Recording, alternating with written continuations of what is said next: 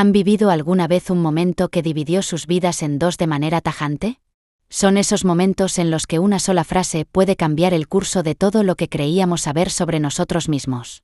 A veces, incluso cambian nuestras vidas de raíz, y todo con un solo movimiento. Aférrense bien, porque voy a contarles la historia de Isabella Mendoza, una joven madre soltera de la colonia Roma que nunca imaginó que su voz temblorosa se convertiría en el grito de guerra de miles de trabajadores. Esta es la crónica de cómo una frase pronunciada en el restaurante más selecto de Polanco sacudió los cimientos del poder y la arrogancia. Pero primero les hablaré de una historia aún más fascinante, cómo una camarera encontró a su padre, a quien había creído perdido durante 10 años, y cómo él la rescató del sanatorio secreto de un gigante tecnológico multimillonario. Imaginen encontrar, después de 10 años, al hombre que sintieron vivir en cada célula de su ser, casualmente, en la mesa de un restaurante. Los espera una historia extraordinaria. Pero ahora concentrémonos en la valiente historia de Isabella. Sí, queridos espectadores, bienvenidos. Compartan en los comentarios el nombre de la ciudad desde donde nos estén viendo, y al final de la historia, denle una puntuación del 1 al 10. Quédense conmigo hasta el final de la historia, porque lo que hizo esta mesera nos concierne a todos. Empezamos. El silencio que cayó sobre el palacio, uno de los restaurantes más prestigiosos de la Ciudad de México, era ensordecedor. Los camareros se quedaron inmóviles a medio camino, los comensales dejaron sus tenedores suspendidos en el aire y el pianista congeló sus dedos sobre las teclas, como si el tiempo mismo hubiera decidido detenerse. Todas las miradas se dirigieron hacia la mesa del rincón, donde un millonario impecablemente vestido observaba con miradas asesinas a una camarera que temblaba como una hoja al viento.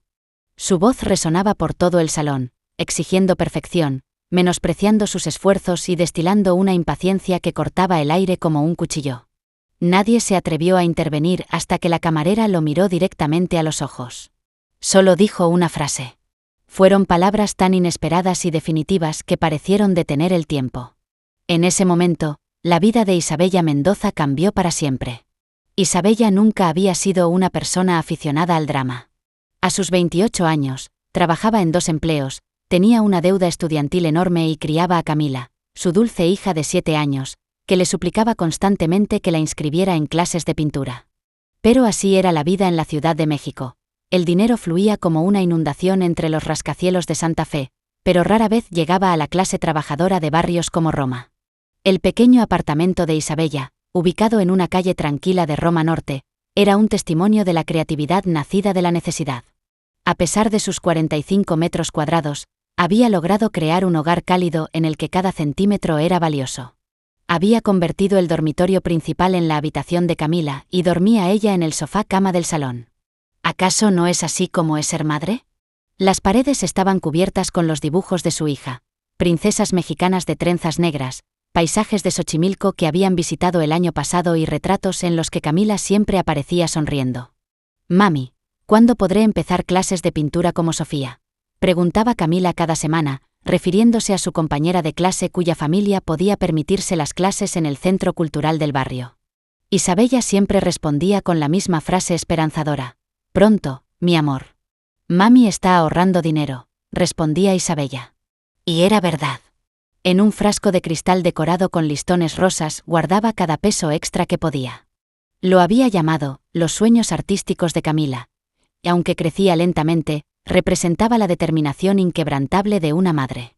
Los fines de semana, Isabella trabajaba como instructora de danza en una pequeña academia cerca de Valle Verde. No era mucho dinero, pero le permitía mantenerse conectada con su primera pasión.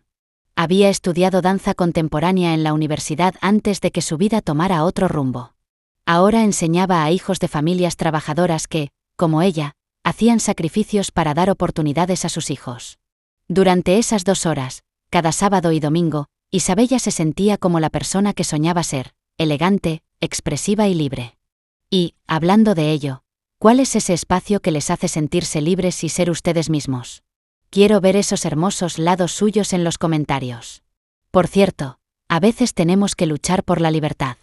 Al igual que la lucha que libró hace 10 años la hija de un científico desaparecido contra el sistema que encarceló injustamente a su padre. Ella también mostró valor y, al final, triunfó. Pero el trabajo que realmente pagaba las facturas era la pequeña cafetería de Roma en la que había trabajado los 2 últimos años. Servía capuchinos a hipsters locales y turistas que fotografiaban sus bebidas para Instagram. Era un trabajo honrado, pero las propinas apenas le llegaban para pagar el alquiler, la comida y los útiles escolares de Camila. Isabella sabía que necesitaba algo más, algo que le diera la oportunidad de crecer profesional y financieramente. ¿Qué pasaría cuando lo encontrara? Prepárense para ese evento sensacional que incluso alteraría los medios. Fue su vecina, Esperanza, quien le habló de la oportunidad de trabajo en el palacio.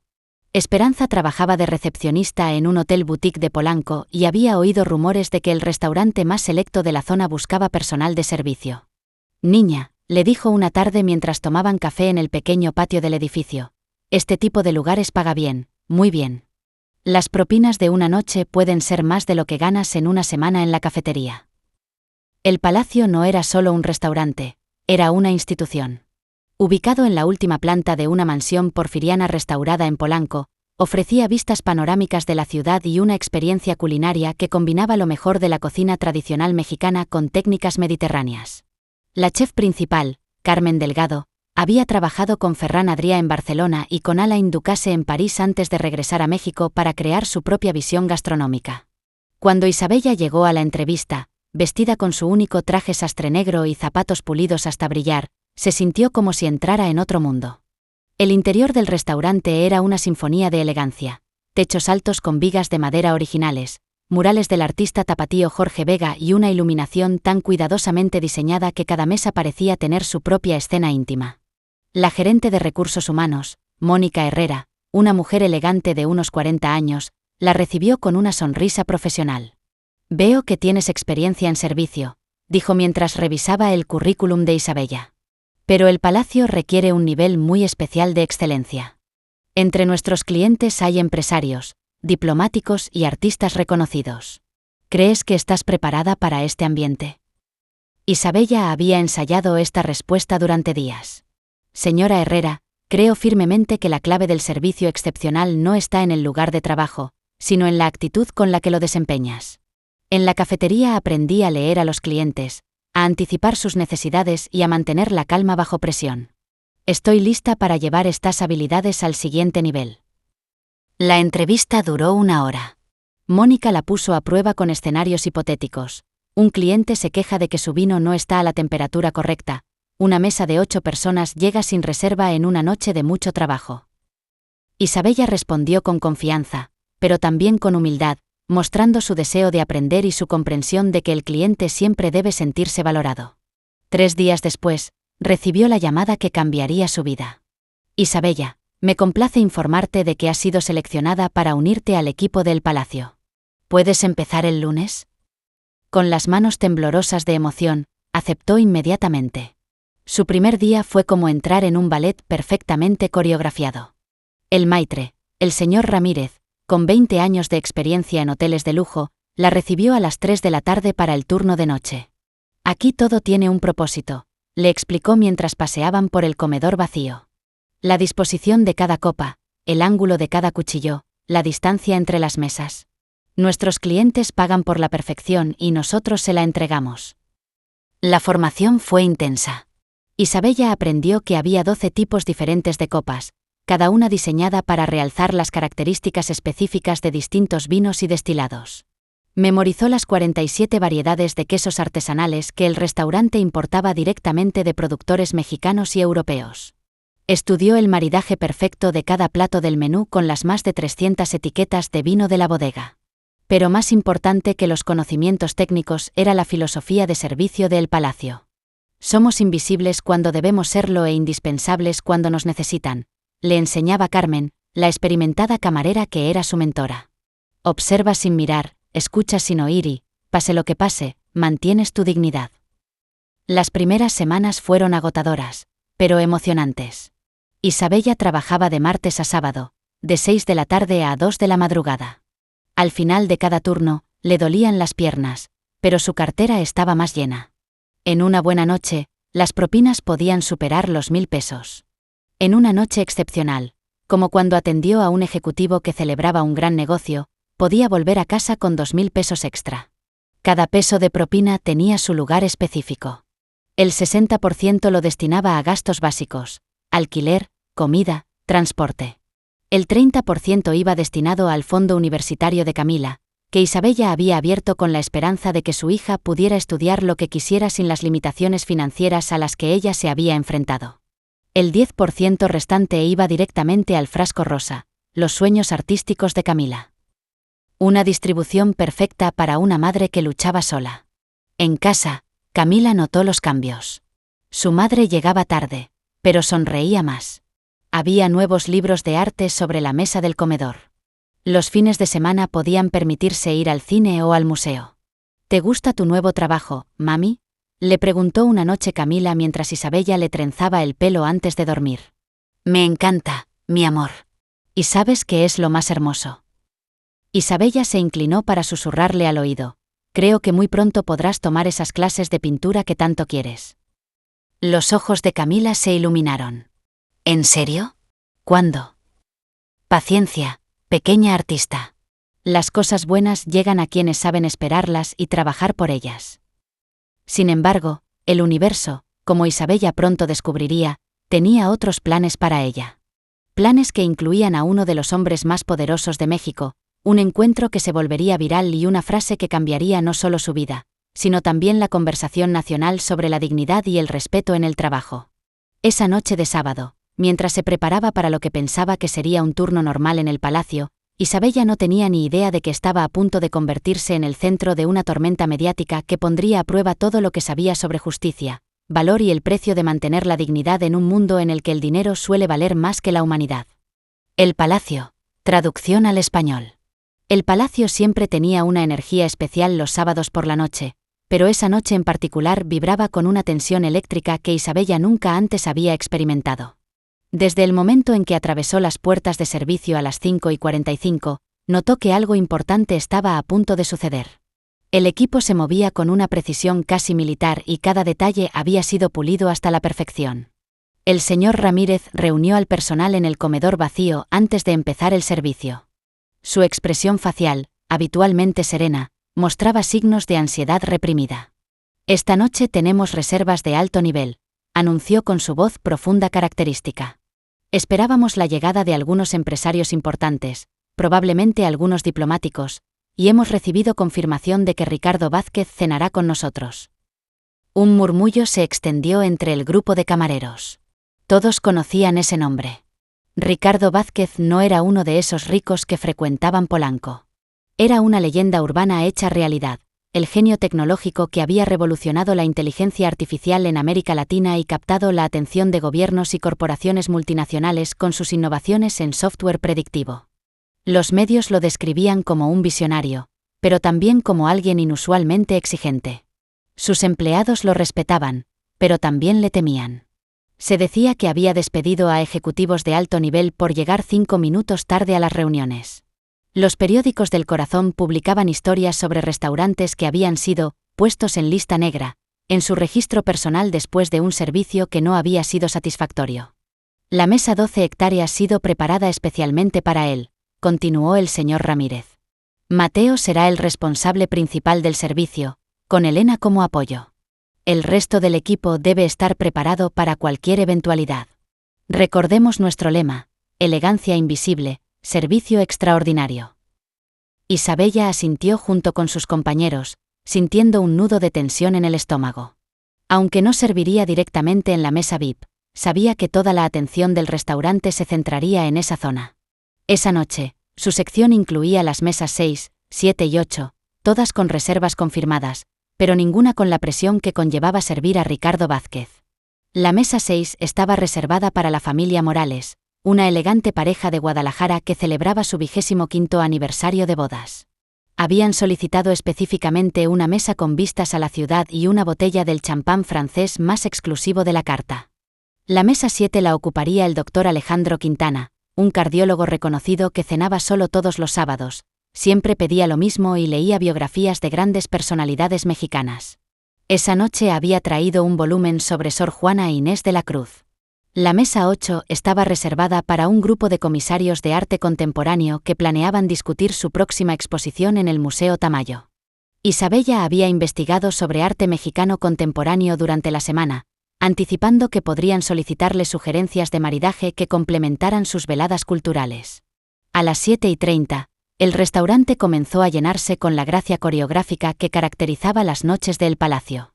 Los primeros clientes fueron recibidos por el señor Ramírez con su elegancia natural, y pronto el comedor se transformó en una sinfonía de conversaciones susurradas, el tintineo suave de las copas de cristal y las notas melancólicas del piano, que interpretaba boleros mexicanos contemporáneos. Isabella se sentía cómoda en su puesto. Durante las semanas anteriores, había perfeccionado su rutina de servicio: saludar con calidez, pero sin excesos, presentar el menú con conocimiento, pero sin arrogancia, y mantener siempre esa distancia profesional que hacía que los clientes se sintieran atendidos, pero no observados. Fue especialmente cuidadosa con la pareja Morales. Era evidente que esta cena tenía un gran significado emocional para ellos. La señora Morales, una mujer distinguida con el cabello plateado perfectamente peinado, contó con nostalgia que habían cenado en el palacio el día de su boda, 25 años atrás, cuando el restaurante acababa de abrir sus puertas. Era mucho más pequeño entonces, contó mientras su esposo sostenía su mano en la mesa. Pero tenía la misma magia. Eduardo me pidió matrimonio en este mismo piso, aunque en una mesa diferente. Isabella sintió una calidez genuina en su pecho y se aseguró de que cada detalle de su servicio honrara la importancia que tenía esa noche para ellos.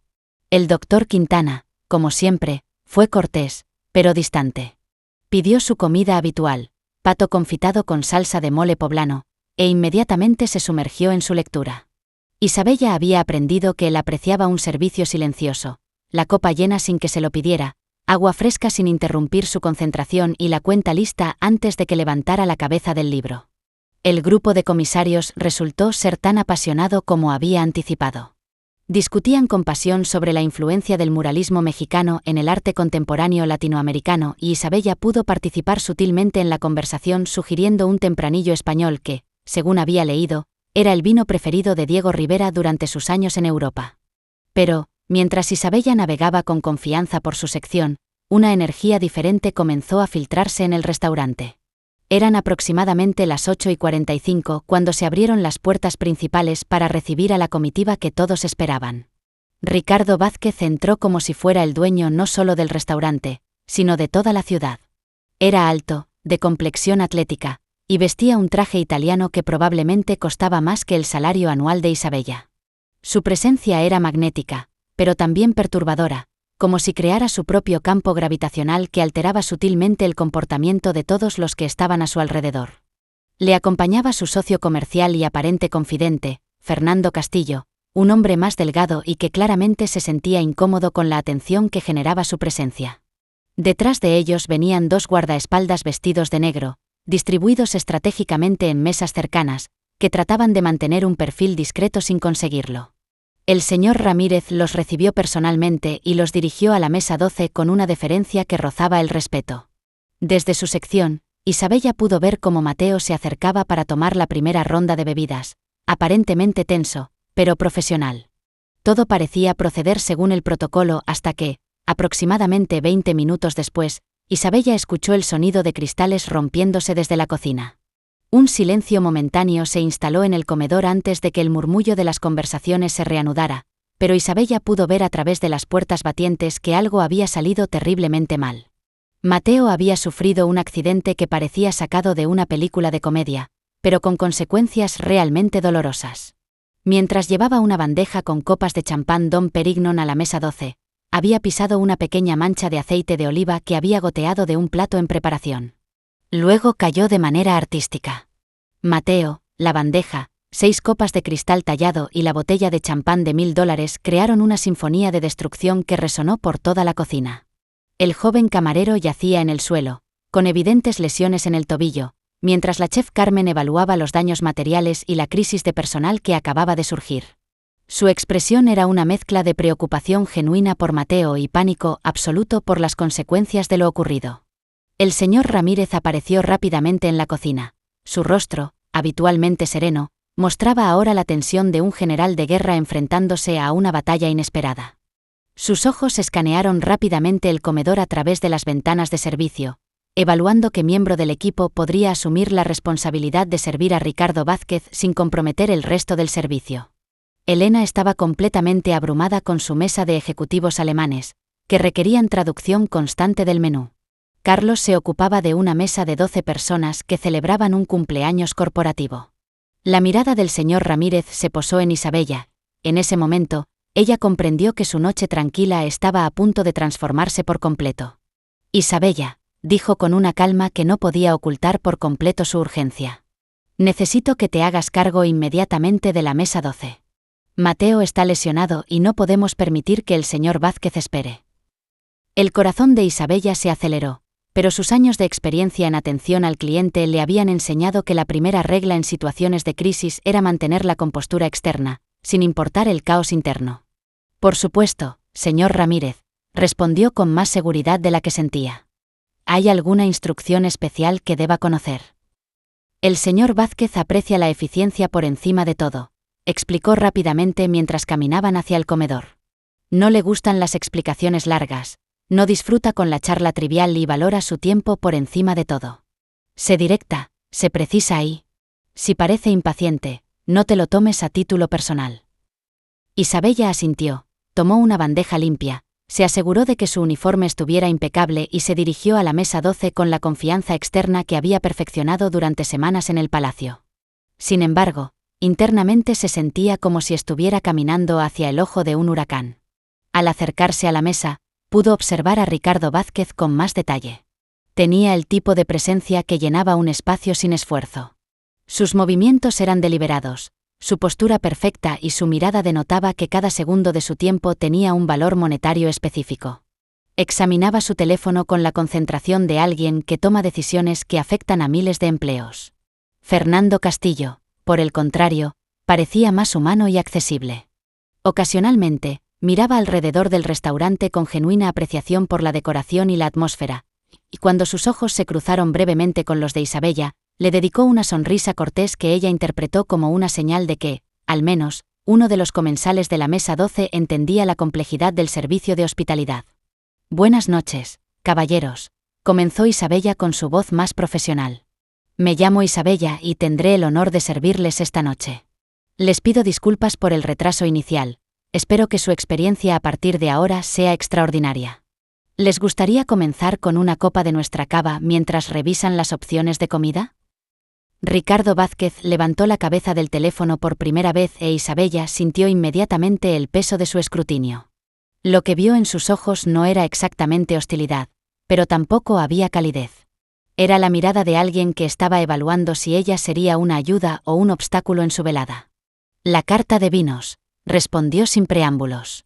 Y espero que conozcas de verdad lo que ofrecen, no el discurso que le dan a los turistas. La primera prueba había comenzado. Isabella mantuvo su sonrisa profesional y asintió. Por supuesto, señor.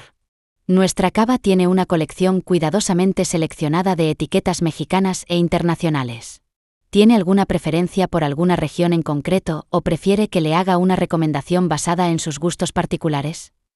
Sorpréndeme, dijo Ricardo con un tono que sugería que muy pocas cosas en la vida habían logrado hacerlo. Pero que sea algo que valga la pena mi tiempo. Isabella se disculpó y se dirigió rápidamente hacia la cava, su mente trabajando a toda velocidad. Había estudiado meticulosamente la carta de vinos durante sus primeras semanas, pero elegir algo para alguien como Ricardo Vázquez requería más que conocimiento, requería intuición psicológica. Tras una breve consulta con el sommelier, regresó con una botella que representaba exactamente el tipo de selección que podría impresionar a alguien que, evidentemente, tenía acceso a todo. Un Ribera del Duero Reserva de 2015. Un vino familiar español que combinaba tradición centenaria con técnicas innovadoras y cuya producción era de menos de 1000 botellas por año. He seleccionado un tempranillo excepcional para ustedes, explicó mientras le enseñaba la botella con la etiqueta hacia Ricardo. Viñedos Celestino, cosecha 2015. La familia ha mantenido las mismas vides durante 4 generaciones, pero ha incorporado técnicas de fermentación que desarrolló específicamente para esta receta. Presenta notas de frutos rojos maduros, especias de vainilla de barricas de roble francés y un final mineral que refleja la composición calcárea única de sus tierras. Por primera vez desde que se sentó, Ricardo mostró interés genuino. Asintió para que continuara con el ritual de Katay, y cuando probó el vino, Isabella pudo ver en su expresión que había acertado. No era exactamente aprobación lo que percibió, sino la ausencia de crítica, lo que, tratándose de Ricardo Vázquez, probablemente equivalía a un elogio. Aceptable, murmuró, algo que Fernando Castillo evidentemente interpretó como un triunfo, porque se relajó visiblemente en su silla. El servicio continuó con una tensión subyacente que Isabella podía sentir como electricidad estática. Cada vez que se acercaba a la mesa, notaba que Ricardo no solo la evaluaba a ella, sino también a toda la institución a través de su persona. Era como si cada gesto, cada palabra, cada sincronización fueran sometidos a un análisis que determinaría si el palacio merecía su futura protección. Cuando llegó el momento de tomar la comanda, Isabella había establecido un ritmo que parecía satisfacer las expectativas de eficiencia de Ricardo. Pidió cordero, especificando el punto de cocción y solicitando modificaciones en la presentación que requerían una consulta rápida con la cocina. Fernando eligió paella de mariscos, una selección que pareció crear una leve sonrisa de aprobación en Ricardo, como si su socio hubiera demostrado buen criterio. Todo parecía proceder sin incidentes hasta que llegaron los platos a la mesa. La chef Carmen había puesto especial cuidado en la preparación, y Isabella pudo ver en la presentación el nivel de excelencia que había hecho famoso a el palacio. Sin embargo, cuando Ricardo cortó el primer bocado de su cordero, su expresión cambió inmediatamente. Se avecinaba la tormenta. Lo que sucedió a continuación no solo cambiaría el resto de la noche de Isabella, sino también el curso de su vida. «Mesera». La voz de Ricardo cortó el aire del comedor como un látigo, haciendo que varias conversaciones se detuvieran temporalmente. Isabella se acercó inmediatamente, manteniendo su compostura profesional a pesar del nudo que se le formó instantáneamente en el estómago. «¿En qué puedo ayudarle, señor?», preguntó con calma. Ricardo empujó su plato hacia adelante en un movimiento dramático, claramente diseñado para que lo viera toda la mesa e incluso las mesas de alrededor. «Esta comida está cruda», proclamó lo suficientemente alto para que le oyeran en todo el comedor. «Pedí término medio, no crudo». ¿Están tratando de envenenarme o es que en este lugar no saben cocinar la carne? Isabella sabía con certeza que la chef Carmen nunca habría enviado un plato mal preparado, sobre todo para un cliente tan importante como Ricardo Vázquez. Pero también sabía que la regla de oro de la hospitalidad era que el cliente siempre tenía razón, sin importar las circunstancias. «Lamento muchísimo que la comida no esté a su gusto, señor Vázquez», respondió con la voz más calmada que pudo reunir. «Permítame llevársela inmediatamente a la cocina para que la preparen exactamente como usted prefiere». Pero para Ricardo todo apenas estaba comenzando. Subió el tono de voz un grado más, asegurándose de que todo el comedor pudiera oír su descontento. «Esto es completamente inaceptable para un restaurante que se supone que tiene estándares mundiales. ¿Tienes idea de cuánto dinero pago por comer en sitios como este? ¿Tienes alguna noción de lo que vale mi tiempo?». El comedor se había sumido en un silencio incómodo. Isabella podía sentir que todas las miradas se dirigían hacia su mesa y sabía que cada segundo de esa confrontación estaba siendo observado y juzgado, no solo por Ricardo, sino por todos los clientes presentes. El señor Ramírez comenzó a acercarse desde el otro lado del comedor, evidentemente preparándose para intervenir en una situación que se estaba convirtiendo en una crisis de relaciones públicas en directo. Sin embargo, entonces Ricardo hizo algo que convirtió una queja razonable en algo mucho más personal y hiriente. Se dirigió no solo a Isabella, sino a todo el restaurante, con una declaración que reveló su perspectiva fundamental sobre las personas que consideraba inferiores a él. «Gente como tú», dijo mirando directamente a Isabella con absoluto desprecio, «no debería trabajar en establecimientos como este. Está claro que careces de la competencia y la educación necesarias para entender lo que significa un servicio de calidad. En mis empresas, cualquier empleado que mostrara este nivel de incompetencia sería despedido inmediatamente». Y fue en ese preciso momento, con esas palabras, cuando Isabella sintió que algo se rompía en su interior. No se trataba solo de la humillación pública, ni siquiera de la injusticia de ser culpada por algo de lo que no era responsable. Era la reducción de su humanidad a la categoría de «gente como tú», la sugerencia de que su valor como persona dependía de la opinión de un hombre rico sobre su estatus económico. Durante años, Isabella había aceptado pequeñas humillaciones como precio de la supervivencia. Había sonreído ante comentarios despectivos, Había tragado críticas injustas y había engullido su orgullo una y otra vez porque necesitaba el trabajo y tenía una hija que dependía de ella. Además, había sido condicionada a creer que mantener la paz era más importante que preservar la dignidad. Pero, en ese momento, de pie frente a Ricardo Vázquez mientras la humillaba públicamente, algo cambió fundamentalmente en Isabella Mendoza. Miró directamente a los ojos del hombre más poderoso del comedor, respiró profundamente y pronunció las palabras que lo cambiarían todo. «Puede comprar un cordero, señor, pero no la cortesía».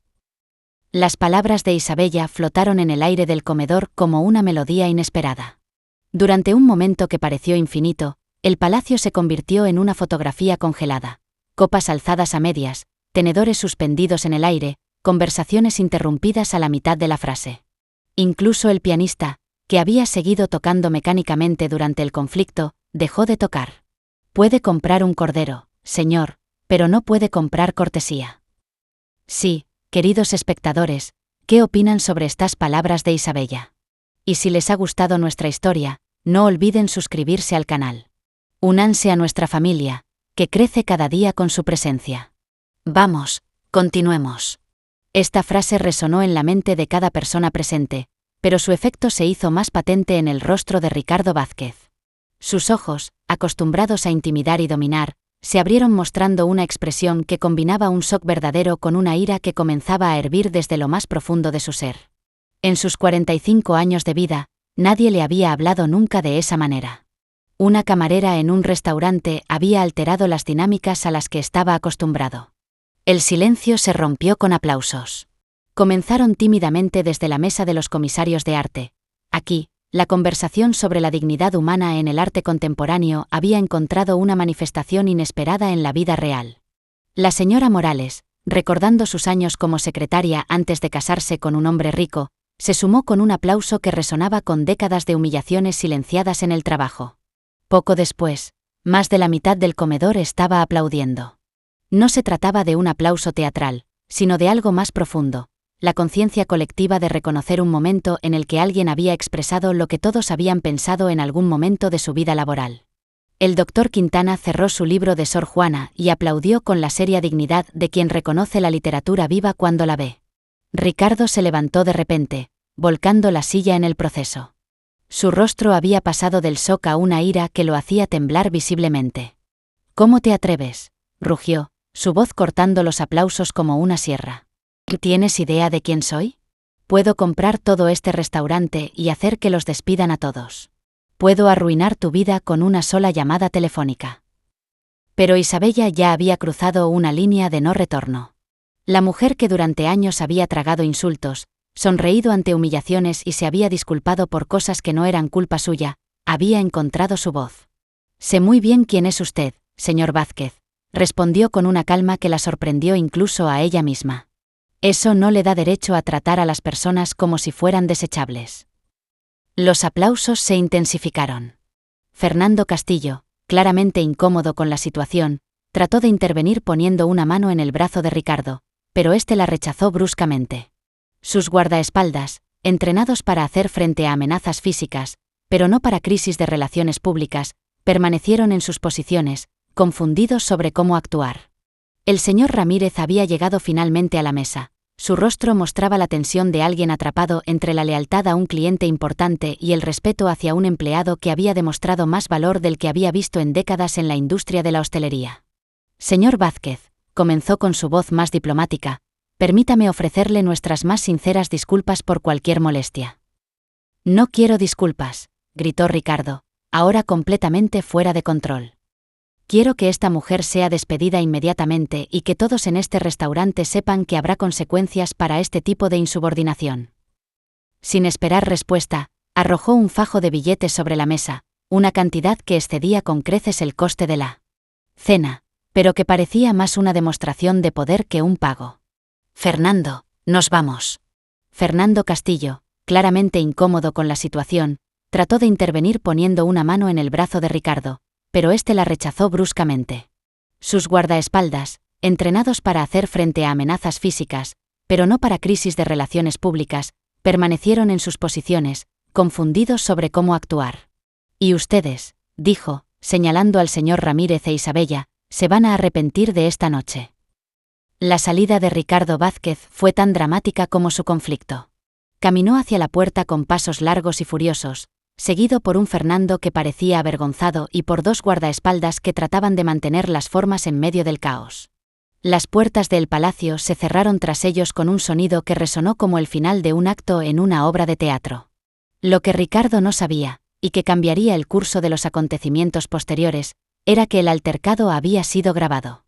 En una época en la que todos los comensales llevaban un teléfono inteligente, era inevitable que alguien hubiera grabado al menos parte del altercado. De hecho, el momento fue registrado por 3 personas diferentes. Una joven influencer gastronómica que inicialmente estaba documentando su experiencia culinaria, un periodista de espectáculos que había reconocido a Ricardo desde su mesa y uno de los comisarios de arte que comenzó a grabar cuando se dio cuenta de que estaba presenciando algo históricamente significativo. Pero aquella noche, mientras Isabella terminaba su turno en estado de shock emocional, aún no sabía que su vida estaba a punto de cambiar de manera irreversible. El señor Ramírez la había apartado cuando los ánimos se calmaron y le había asegurado que, por ahora, su trabajo estaba a salvo. La chef Carmen había salido de la cocina para abrazarla y susurrarle palabras de apoyo que la hicieron llorar por primera vez después del incidente. El resto de la noche transcurrió en una neblina surrealista. Los otros comensales la trataron como a una heroína silenciosa, dejando propinas extraordinariamente generosas y palabras de aliento. La señora Morales le dio su tarjeta personal y le dijo que no dudara en llamar si necesitaba trabajo o referencias. Isabella llegó a su apartamento de la colonia Roma a las 3 de la madrugada, agotada física y emocionalmente. Camila dormía profundamente en su rincón, rodeada de dibujos y con una sonrisa pacífica en el rostro. Isabella la observó durante largos minutos, preguntándose si había hecho lo correcto, si la rebelión valía la pena las posibles consecuencias. Despertó a las 10 con el sonido insistente del teléfono. Adormilada, asumió que era Elena o algún otro amigo del restaurante llamando para ver cómo se encontraba después de la noche anterior. Lo que encontró la despertó por completo. 47 llamadas perdidas, 156 mensajes de texto y cientos de notificaciones de redes sociales. Su teléfono había estado muy activo durante la noche. El vídeo más viral mostraba precisamente el momento en que respondió a Ricardo, capturado con sorprendente claridad por la influencer gastronómica. El clip duraba solo 30 segundos, pero había logrado capturar toda la tensión del momento, la arrogancia de Ricardo, la dignidad de Isabella y la reacción del comedor. En Twitter, el hashtag #no se puede comprar decencia había llegado al número 1 de las tendencias nacionales en menos de 8 horas. Los comentarios se multiplicaban cada minuto. Por fin alguien le ha dicho las verdades a estos millonarios abusivos. Esta mujer es mi heroína. ¿Dónde trabajaba? Quiero ir a darle la propina más grande de su vida. Ricardo Vázquez siempre ha sido un tirano. Me alegra que alguien lo pusiera en su lugar. Sin embargo, también hubo opiniones contrarias. Una camarera nunca debería hablarle así a un cliente. Es una falta de profesionalidad total. Si no puede manejar la presión, que trabaje en otro sitio. ¿Qué opinan sobre estos comentarios? ¿Creen que Isabella tenía razón o hizo algo que una camarera profesional no debería hacer? Discutamos en los comentarios. El vídeo se había compartido más de 10.000 veces en Facebook, había generado respuestas en TikTok, donde los jóvenes recreaban el momento, y había llegado a WhatsApp, circulando por grupos familiares de toda América Latina. Isabella se sintió abrumada por la atención recibida. Inmediatamente llamó al restaurante y el señor Ramírez le explicó que habían recibido más de 200 llamadas desde que abrieron esa mañana. Habían sido reporteros, clientes solidarios, otros restaurantes que le ofrecían trabajo y, sí, también algunas llamadas de amenaza de personas que apoyaban a Ricardo Vázquez. La dueña del restaurante, la señora Patricia Morales, quiere reunirse contigo esta tarde, informó el señor Ramírez. No para despedirte. Se apresuró a aclarar al notar que la respiración de Isabella se aceleraba. Para discutir cómo manejar esta situación. Esto se ha vuelto más grande de lo que cualquiera de nosotros anticipó. Esa tarde, Isabella dejó a Camila con su vecina de confianza, Rosa, y fue al palacio con una mezcla de ansiedad y determinación. El edificio estaba rodeado de reporteros y cámaras, una escena que le resultaba completamente surrealista. Logró entrar por la puerta de servicio, donde la esperaba el señor Ramírez con una expresión que mezclaba preocupación y orgullo por el valor que, según él, no había visto en la industria de la hospitalidad en décadas. Patricia Morales la recibió en su oficina privada situada en el segundo piso del edificio. Una mujer de unos 55 años, elegante pero cálida, con el cabello plateado perfectamente peinado y una presencia que irradiaba autoridad y calidez. En el pisapapeles de cristal de su escritorio estaba grabada la palabra «Quimera», una de las piezas antiguas que había coleccionado como coleccionista de la empresa. Isabella solo la había visto una vez antes, en una cena especial para empleados, pero sabía que era una mujer respetada en toda la industria gastronómica mexicana. «Isabella», comenzó Patricia con una sonrisa genuina, «primero quiero que sepas que lo que hiciste anoche fue extraordinario. No solo defendiste tu propia dignidad, sino la de todos los trabajadores de servicio de este país». Isabella sintió un alivio tan profundo que casi se desmayó.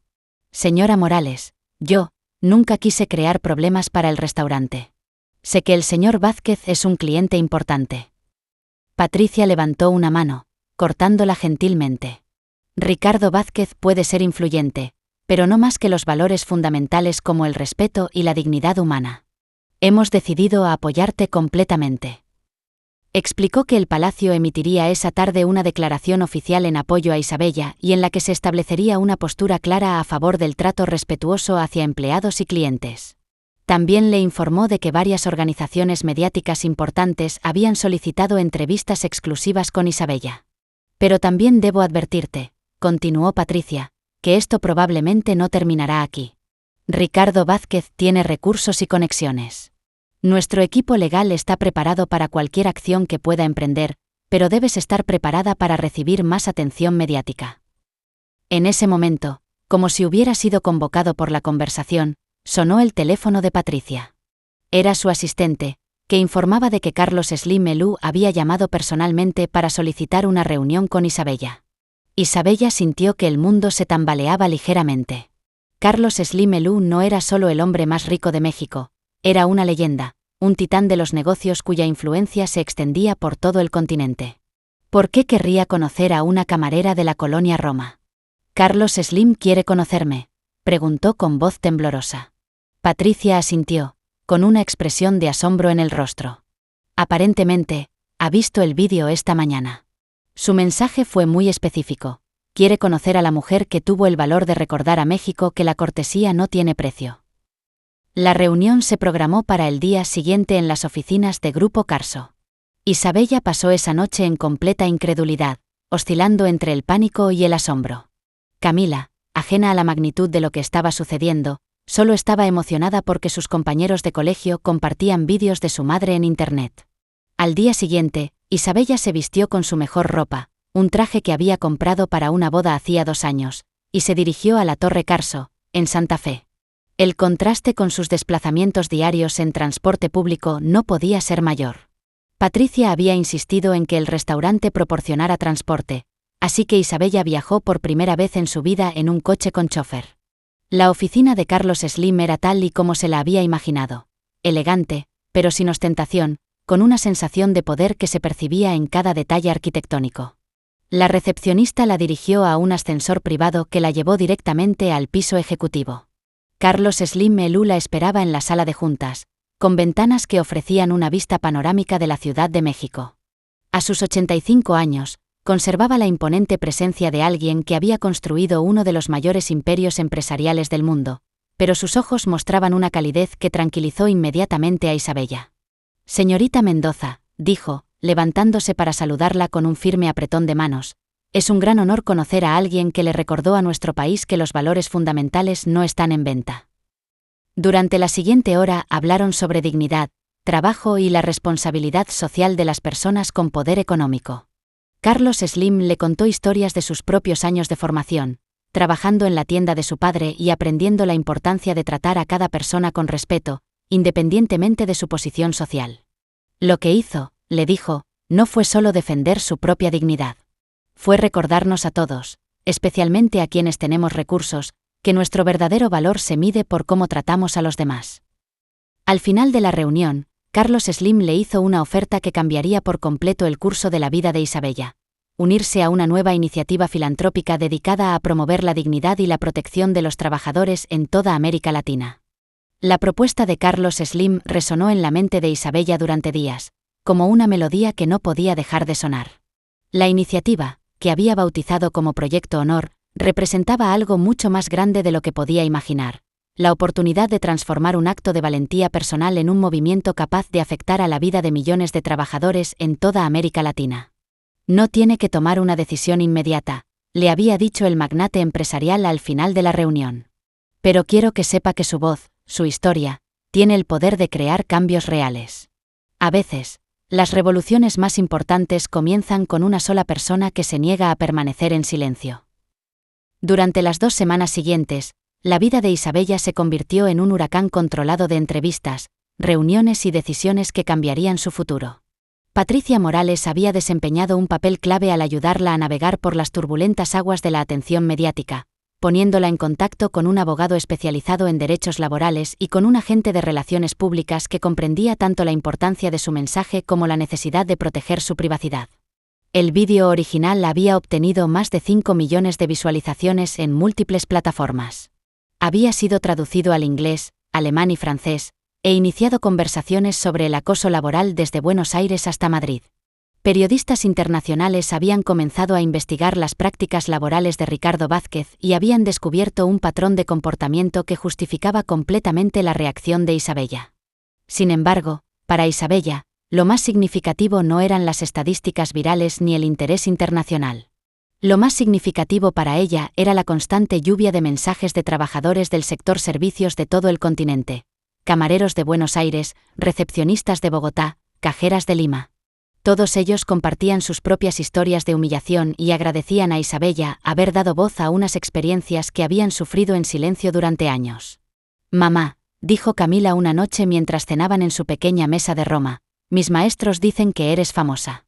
¿Significa eso que ahora somos ricas?». Isabella sonrió y le acarició el cabello. «No, mi amor. Significa que, a veces, cuando haces lo correcto, el mundo te escucha. Y que mamá va a trabajar para que niños como tú no tengan que ver a sus padres recibir malos tratos en el trabajo». La decisión final llegó después de hablar con la chef Carmen, quien visitó a Isabella en su apartamento y le llevó tamales caseros y la sabiduría que había adquirido durante décadas en el sector de la hostelería. «Hija», dijo la chef mientras observaban a Camila dibujar en su rincón, «he pasado 30 años en cocinas donde los chefs gritaban, en lugares donde los clientes nos trataban como objetos, donde tenía que sonreír mientras me humillaban. Nunca encontré el valor para hablar. Pero tú lo has encontrado. Y ahora tienes la oportunidad de garantizar que la próxima generación no tenga que vivir lo mismo». 3 días después, Isabella aceptó formalmente unirse al Proyecto Honor. El lanzamiento público se realizó con un evento que logró combinar la autenticidad que hacía eco a su mensaje original con la elegancia necesaria para atraer el apoyo corporativo. El lugar elegido fue el Palacio de Bellas Artes, un lugar cargado de simbolismo.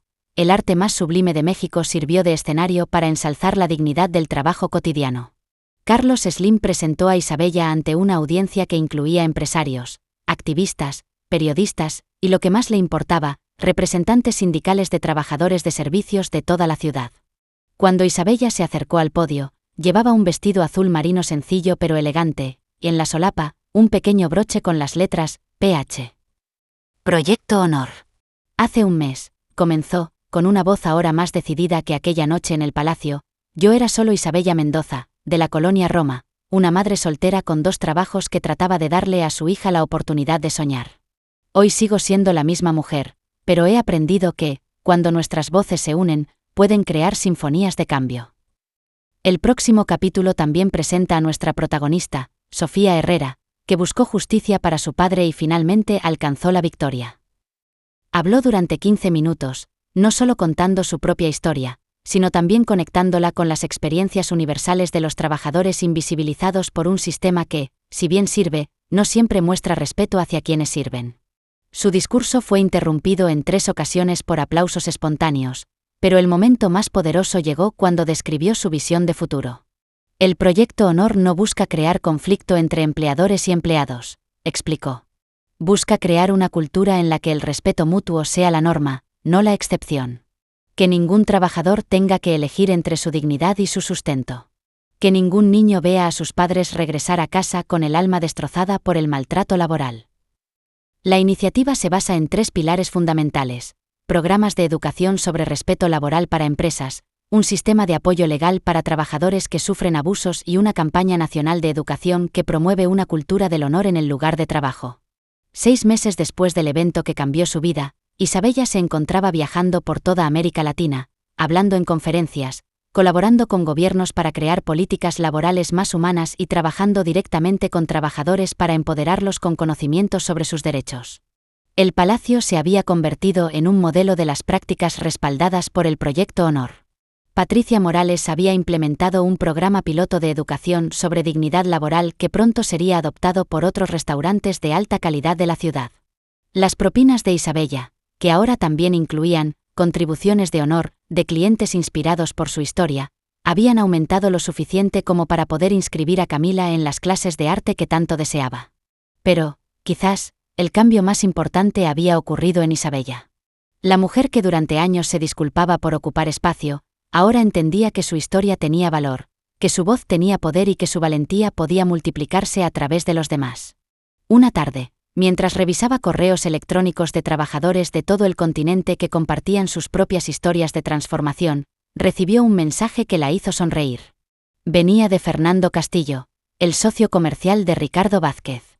«Estimada señora Mendoza», había escrito. «He seguido con gran admiración su trabajo con el Proyecto Honor. Como testigo de los acontecimientos de aquella noche, quiero pedirle disculpas por mi silencio y expresarle mi apoyo a su causa. He comenzado a implementar políticas similares en mis propias empresas. A veces se requiere valor para admitir que podemos hacer las cosas mejor». Isabella nunca supo qué pasó con Ricardo Vázquez. Los medios informaron de que mantuvo un perfil bajo después del incidente y de que, supuestamente, había comenzado a asistir a terapia para controlar su ira. Esperaba que fuera cierto, no por venganza, sino porque realmente creo que toda persona tiene la capacidad de cambiar y redimirse. En el primer aniversario del incidente, el Palacio organizó una cena especial para celebrar el impacto del Proyecto Honor. Isabella, que ahora era la directora general de la iniciativa, se encontró de nuevo en el comedor donde todo había comenzado. Pero esta vez, en lugar de servir las mesas, estaba sentada como invitada de honor, rodeada de colegas que habían comenzado como extraños y se habían convertido en familia.